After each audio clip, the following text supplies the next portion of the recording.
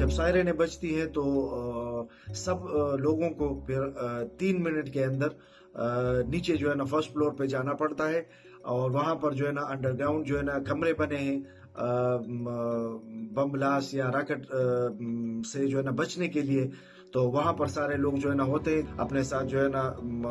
कुछ पानी के लिए पानी लेके जाते हैं या जो है ना कोई दवाई या कोई जो है ना बिस्कुट वगैरह, कि अगर खुदा न खास्ता जो है ना वहाँ पर देर तक जो है ना रहना पड़े तो वो मजबूर है कि जो है ना आपके पास कुछ ना कुछ तो हो। मामूल के मुताबिक जो ट्रांसपोर्ट थी वो अभी नहीं है, काफ़ी कम हुआ है, काफ़ी कम हुआ है।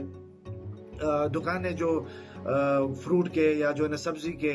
या जो है ना सुपरमार्केट वो खुली हुई है, दवा की दुकानें ये खुली हैं। लोग भी जो है ना चलते फिरते हैं, लेकिन 8 बजे तक,